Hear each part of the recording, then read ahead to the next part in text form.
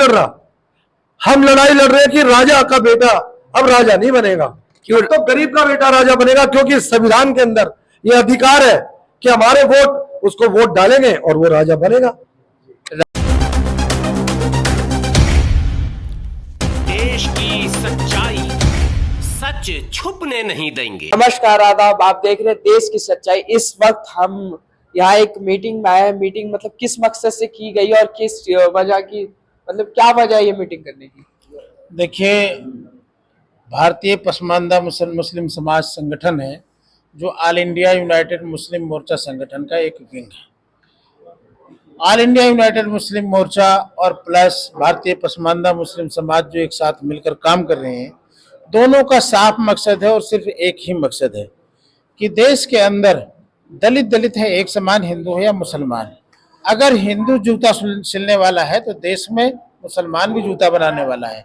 अगर हिंदू धोबी है कपड़ा धोने वाला तो मुस्लिम समाज में भी धोबी है। अगर देश के अंदर सफाई कर्मचारी अगर है सफाई वाला तो मुस्लिम समाज में भी लाल बेगी सफाई करने वाला है। अगर हिंदुओं में जुलाहा है तो मुसलमानों में जुलाहा है। और हमारे देश का संविधान नंबर इस चीज की इजाजत नहीं देता किसी के साथ धर्म के नाम पर भेदभाव किया जाए। 1936 से लेकर बाबा साहब भीमराव अम्बेडकर ने जो संवैधानिक हमें अधिकार दिए हैं, उन अधिकारों की मांग को लेकर हम लोग हर 10 अगस्त 1950 हर 10 अगस्त को दिल्ली के जंतर मंतर पर धरना देते हैं और 26 नवंबर को संविधान दिवस वाले दिन हम लोग सुप्रीम कोर्ट का घेराव करते हैं। और कोर्ट में भी मुकदमा चल रहा है, लेकिन जरूरत है हमारे पसमानदा मुस्लिम समाज के लोगों को जागरूक होने की और अपने संवैधानिक अधिकार को पहचानने की। जो अपने संवैधानिक अधिकार को नहीं पहचानता और उनकी बात नहीं करता, उनकी लड़ाई नहीं लड़ता, वो समाज पूरा बहुत पीछे चला जाता है। और इस बात को तय कर दिया है 2005 की सरकारी रिपोर्ट ने खुद कहा है कि देश का मुसलमान पिछड़ों के पीछे जा चुका है। ये समाज, भारतीय पसमानदा मुस्लिम समाज, अपने कानूनी अधिकार की बात करता है, कानूनी अधिकार की लड़ाई लड़ता है और देश की सरकारों से ये बात कहता है कि देश का पसमानदा मुसलमान किसी की सरकार बनाने और बिगाड़ने के लिए पैदा नहीं हुआ, ना ऐसा काम करेगा। देश का पसमानदा मुसलमान 1989 एक्ट यानी जो अत्याचार निवारण एक्ट है, इसमें देश के पसमानदा मुसलमानों को शामिल किया जाए ताकि देश में हो रहे मॉब लिंचिंग जैसी खतरनाक घटनाओं पर लगाम लग सके। इन 2-3 चीजों की मांग को लेकर हम लोग आए दिन मीटिंगें करते हैं, लोगों को जागरूक करते हैं। यह समाज उस दल के साथ जाएगा जो दल इसे कानूनी सुरक्षा देने की गारंटी देगा। बस इसी मांग को लेकर हम लोग निकले। जैसे कि आपने इस पोस्टर पे लिखा हुआ है मिशन 341, इसका क्या मतलब बनता है? जी देखिए, भारतीय अनुच्छेद 341 में एससी का अधिकार है। अभी मैंने आपको बताया ना कि जो जातियां हिंदू धर्म में है, काम करने नहीं, काम से कर्म से ही कुर्मा है, वो काम करने वाली जातियां मुसलमानों में भी है, ईसाइयों में भी है, बौद्ध में भी है, सिख में भी है, पारसी में है। मैं भारत सरकार से ये मांग कर रहा हूं कि आपने 10 अगस्त 1950 को संविधान का कत्ल करके गैर कानूनी तरीके से आपने अनुच्छेद 341 पे पाबंदी लगाई, जिसमें पसमानदा मुसलमानों का कानूनी अधिकार था। और उसके बाद 1956 में आपने सिख धर्म के लोगों को दोबारा शामिल कर लिया, 1990 में बौद्ध धर्म के लोगों को दोबारा शामिल कर लिया।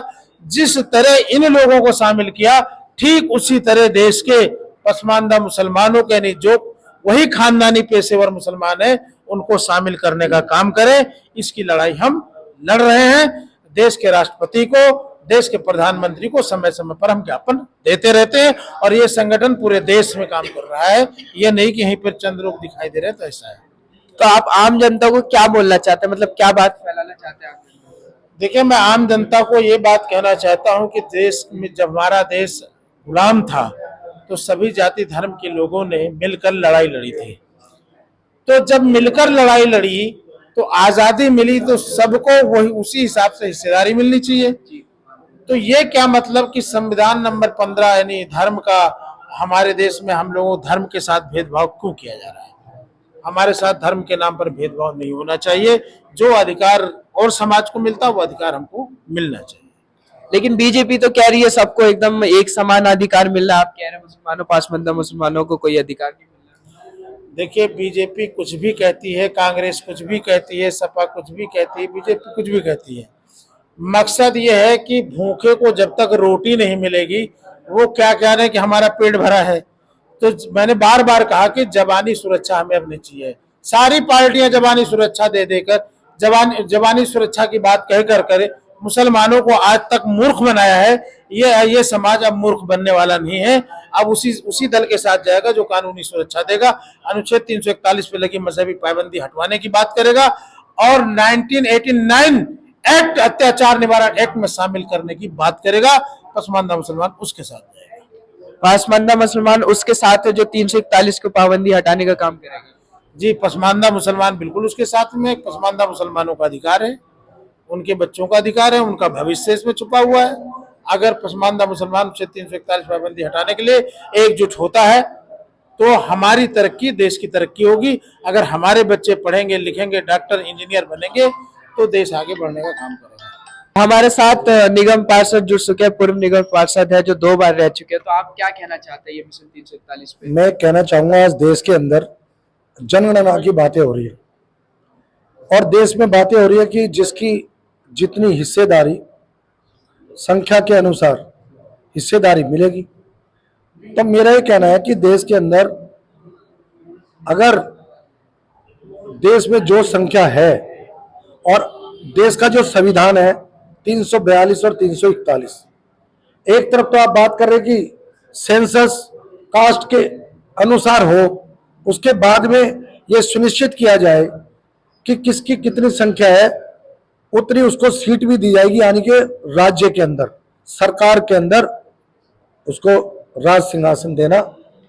सिर्फ एक छोटी सी बात नहीं कि नौकरी देना, राजा बनाने की बात है। बाबा साहब अम्बेडकर ने जो संविधान दिया था, वो संविधान अब नहीं बनने वाला। जो राजा का बेटा है वो राजा नहीं बनेगा। अब तो गरीब का बेटा जिसको वोट डालेगा वो राजा बनेगा। छोटे भैया 2 मिनट, आप ही ने तो बुलाया है। अब राजा वो बनेगा जो वोट की बात करेगा।